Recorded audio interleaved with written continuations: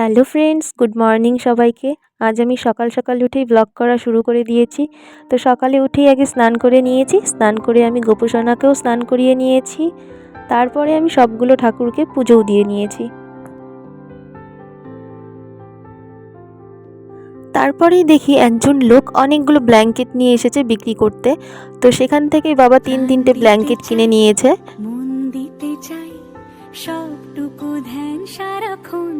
এই তো তারপর আমিও রেডি হয়ে নিয়েছি। আমরা রেডি হয়ে এখন কোথায় যাব? যাব আমরা বনদুর্গাতে। আমি তো গত বছর থেকে প্রতি বছরই যাই, কারণ আমার বনদুর্গায় আসতে খুবই ভালো লাগে। আর এই বনদুর্গা পূজাটা হয় অনেকটা জঙ্গলের ভেতরে। তো সেখানে এই যে জঙ্গলের পথ ধরে আমরা চলে যাচ্ছি টোটো করে। চুপ করে থাকে রোজ দুই ফোঁটা যেন আরো ভালো লাগে গানে।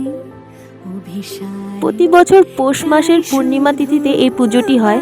তো এবার পুজোটি পড়েছে দুদিন, আর আমরা গিয়েছিলাম প্রথম দিন। তো আমরা যখন গিয়েছিলাম তখনও পর্যন্ত ঠাকুর আনেনি। শুনলাম ঠাকুর আনতে নাকি বিকেল হবে, তাই মায়ের থানে পুজো দিয়ে নিয়েছি আর সব জায়গায় ধূপকাঠি মোমবাতি জ্বালিয়েও দিয়েছি।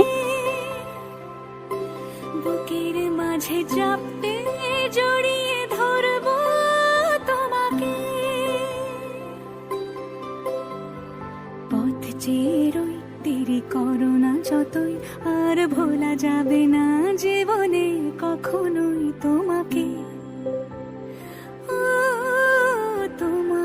সবাই যখন টিপ পড়লো, সবার টিপগুলো কত সুন্দর হয়েছে। আর আমি যখনই পড়তে গেলাম, আমার কপালে ত্রিশূলের ছবিটাই বসেনি।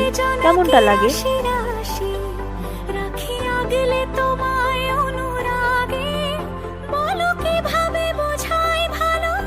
এই তো আমাদের পুজো দেওয়া শেষ হয়ে গিয়েছে। এরপর আমরা এখান থেকে রওনা দিয়ে দিয়েছি বাড়ির উদ্দেশ্যে।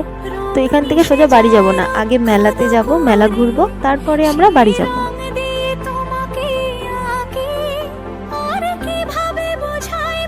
তারপরে মেলাতে এসে আগে খিচুড়ির লাইনে দাঁড়িয়ে পড়েছি। যেহেতু আমি খিচুড়ির পোকা, তাই এসেই আগে খিচুড়ি খেতে বসে পড়েছি। খাওয়া শেষ, এরপর ভাবলাম মেলা ঘুরবো, কিন্তু মেলা আর কি ঘুরবো, বাবা বললো সামনেই থাকবে। তো বাবাকে আমরা খুঁজে পাচ্ছিলাম না। এবার সব দোকান দেখছি কোথায় বাবা আছে, বাবাকে আর কিছুতেই খুঁজে পাচ্ছি না। তারপর মোটামুটি সবগুলো দোকান খোঁজার পর বাবাকে খুঁজে পেলাম। দেখি একটি মিষ্টির দোকানে এসে বাবা বসে বসে জিলিপি ভাজছে।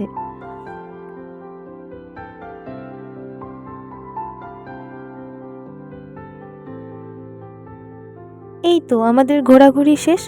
তারপরে যেই আমরা কিছুটা রাস্তা গেলাম, তারপরেই দেখি মায়ের মূর্তি নিয়ে আসলো। তো যাই হোক, মায়ের মূর্তিতে পুজো দিতে পারিনি, তো কি হয়েছে, গাড়ি থেকেই মায়ের মূর্তির দর্শন করে নিয়েছি। তো এই পর্যন্ত যারা ভিডিওটি দেখেছো তাদের অসংখ্য ধন্যবাদ। ভিডিওটি ভালো লেগে থাকলে লাইক করবেন আর কমেন্ট করে অবশ্যই জানাবেন। আর এদিকে দেখো, মুখের মধ্যে এত পরিমাণে ধুলো জমেছে যে রুমালটাই পুরো কাদা কাদা হয়ে গেছে। তো দেখা হচ্ছে নতুন কোনো একটি ভিডিওতে। ততক্ষণ সবাই ভালো থাকবে, টাটা।